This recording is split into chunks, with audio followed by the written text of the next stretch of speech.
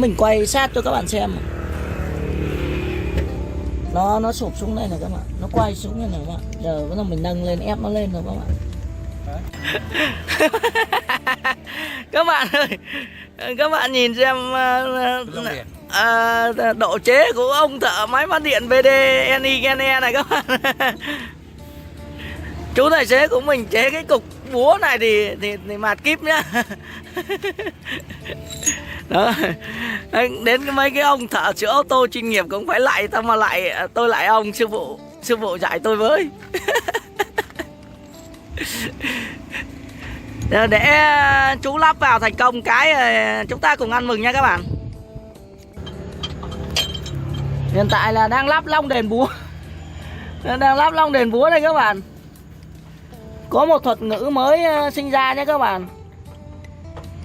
Mình nói thiệt các bạn luôn á, từ nhỏ đến lớn mà trong sự nghiệp làm nghề ô tô của mọi người thì giờ mới có khái niệm long đền búa nha. Lắp thành công là hội sửa chữa ô tô trong các diễn đàn sửa chữa ô tô mà đưa lên là sau lưng sau đầu chú. Đấy, sắp tới chỗ tai chỗ chán. Đấy là được không? Cần cháu vô cháu đưa không? Lên không chú? Anh Trương ơi, anh ra ngoài để kiếm cái cây để dài để bậy lên ngày chứ. Bậy lên chứ bậy là không bao giờ được.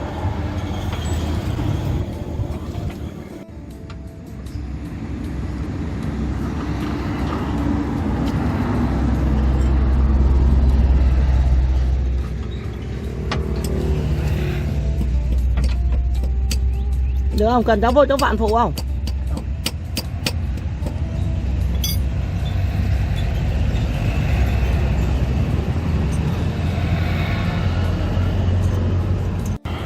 Các bạn ơi, hiện tại nó sập xuống như vậy là cái cần tăng thùng nó đang chịu một nửa xe nhá.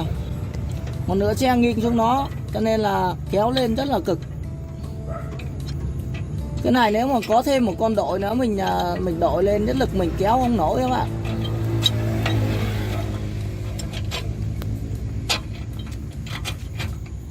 Đây nhìn thấy không? Đó. Ốc ăn vào rồi mà vặn lên được là phải nói là thế giới có một nha các bạn. Đó. Long đền búa.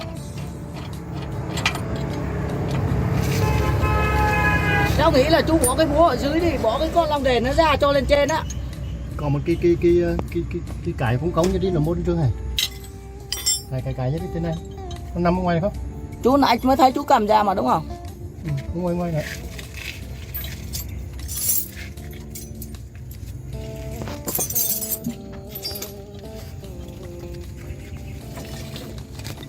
Chú có chặn lên không?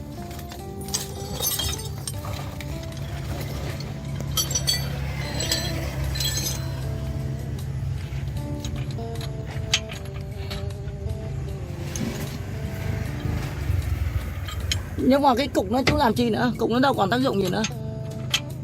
Hả? Cái cục nó đâu còn tác dụng gì nữa, nó đã lọt xuống rồi còn. Đó, cháu nghĩ là đưa cái búa nó vô được rồi. Cái long đèn nó là cho lên trên cái búa. Long đèn nó cho lên trên á, còn không nữa vứt luôn. Để dưới là được rồi.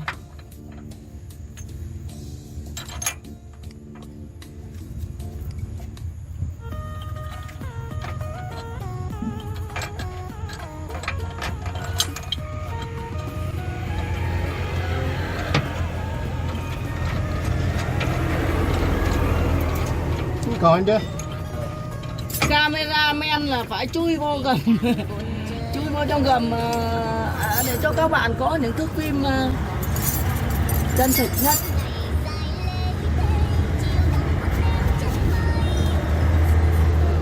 Cameraman chui xuống gầm xe để cho các bạn có những thước phim chân thực nhất.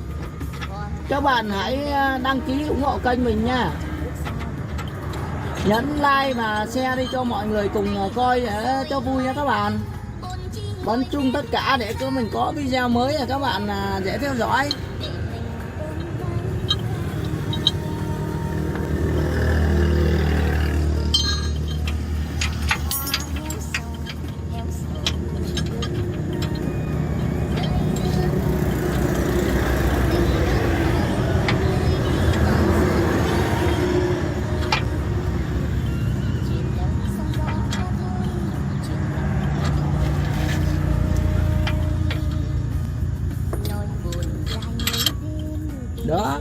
Tao nói không có tác dụng mà. Nó đã lọt xuống rồi thì có tác dụng gì nữa đâu.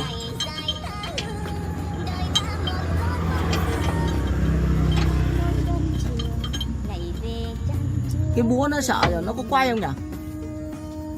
Ý chú nhé.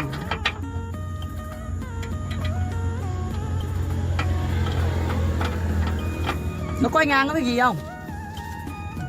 Quay dọc cái búa. Cái búa nó dài mà.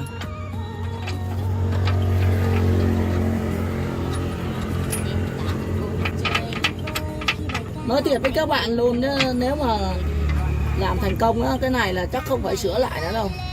Mấy ông thợ kia, mấy ông kêu bằng sư phụ rồi còn sửa gì nữa. Em đưa cho em cái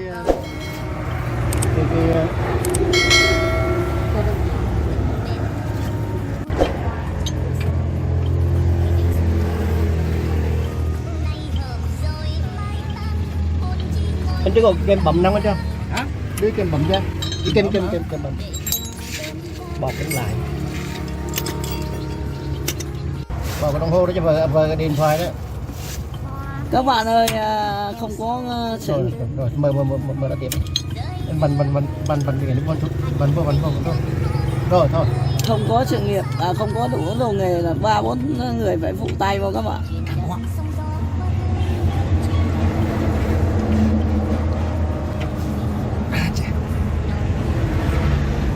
Đây là đang bóp cho cái giá đỡ, còn cái giá đỡ dưới nó nhỏ bớt nha các bạn. Cái bát của cái cần đang thùng đó các bạn.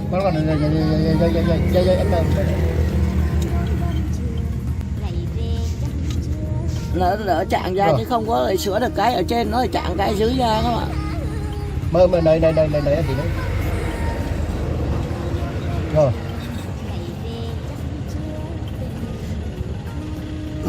Đây tí nữa. Rồi. Ngô được không?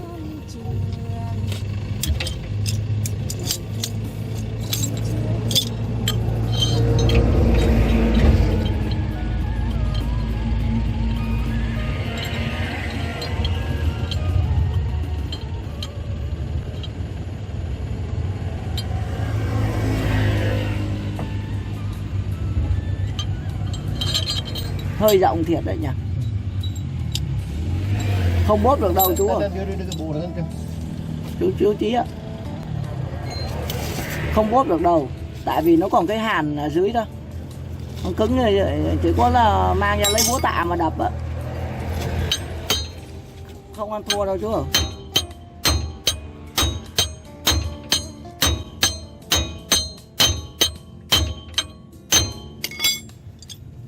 Khéo nó gãy đường đây.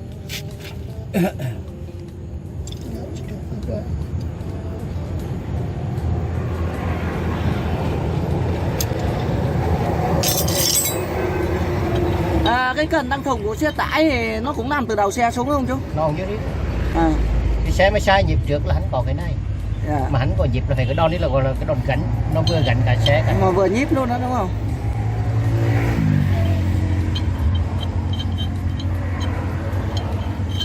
Xe tải này là cái cần tăng thùng, các bạn nhìn thấy gầm là không thấy đâu các bạn phải nâng cái thùng xe ra các bạn mới thấy nha.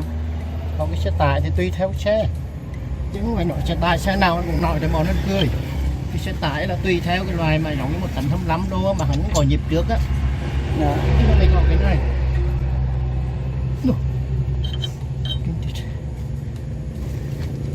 chân còn nhịp trước thì nó còn cái này làm gì? Nó còn nhịp là hắn có cái này, được hiểu không? Hắn còn nhịp trước thế hẳn cái này. Bây giờ là nhiệm vụ là đưa vào và vặn để cho nó lên như bên đây các bạn ơi. Nào các bạn thấy bên đây nó nằm gọn không? Bên đây nó nằm gọn đấy đó. Mà giờ đây nó xẻ xuống này. Ây da chết rồi. Chui vào trong đây xương khớp rão hết rồi.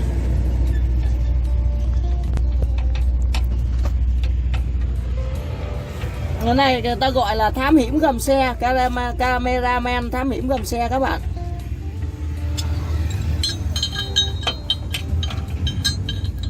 Không khác gì mấy ông thợ lặn thám hiểm hang động nha các bạn.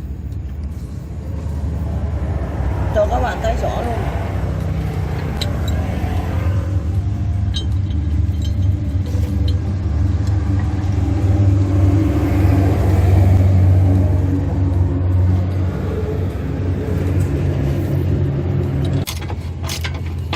Các bạn thấy bác tài xế của mình đa năng không các bạn? Bác tài xế là của mình rất đa năng nha các bạn. Bác đang gài cái khóa trên đó, cái cơ lê trên bác gài vào, rồi cái ở dưới là dùng automatic để vặn nha các bạn. Nó đang lên dần dần rồi đó các bạn ơi.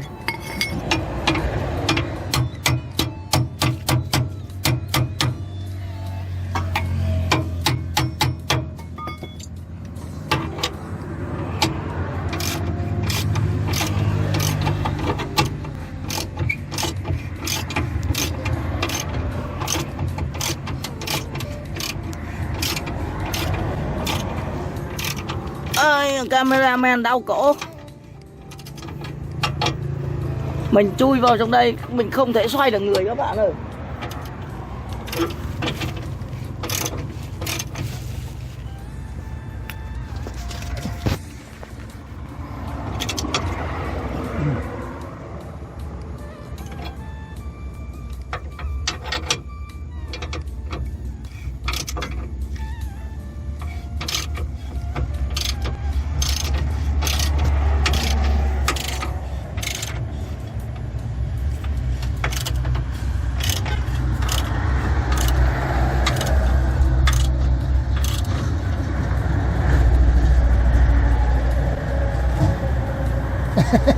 Anh trước đừng nằm ngã ra rụt cho anh trước. Để tay. Hắn có cái thế. Đó. Kéo. Rồi. Kéo về với chú. Đúng rồi. Các bạn ơi, làm trong này nó cực lắm, nó mỏi tay á các bạn. Thì mình cần phải có người trợ lực. Có cái thế.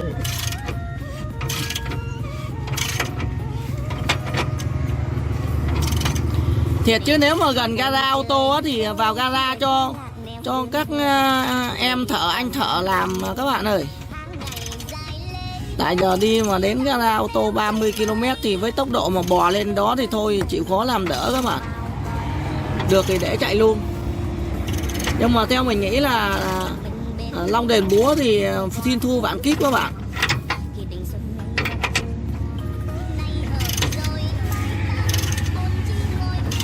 Có một tích này lời đi. Lợi chứ. Nếu mà để cái khó vặn giờ chết luôn đấy. Cho nên là bữa hôm mình bị hư cái automatic, mình phải chạy đi mua liền bộ mới các bạn. Thông thường là nhiều khi không xài đến nó vác nặng á các bạn. Ai cũng kêu cả, ai cũng trách cả, nhưng mà giờ gặp được nó cũng tác dụng dữ luôn. Nó phải sát mặt cái này. Cứ vặn là đi. Thế tôi đi thì hắn bảng một phản này hôm qua là hắn rớt bố ra ngoài, anh nhớ không? Giờ là bạn đứng cả xe luôn. Bắt đầu là giờ là nặng rồi đó các bạn. Giờ là cần lực sĩ đó các bạn. Nếu mà nặng quá nữa thì phải kiếm ống ấy nhá. Ống tăng lực. Kiếm một cái cần dài ra để tăng lực cho nó.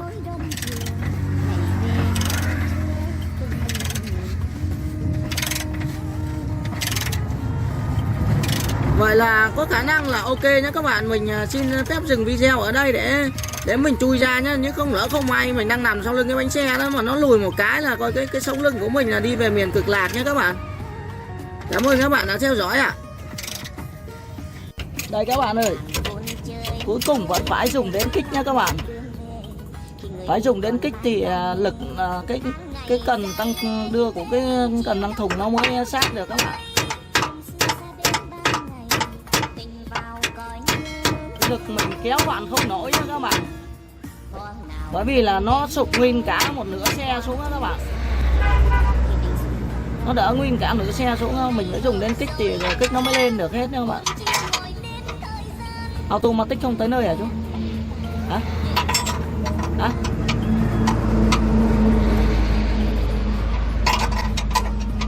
Sắp hoàn thành rồi các bạn ơi. Chỉ còn vài đường ốc nữa là hoàn thành rồi các bạn.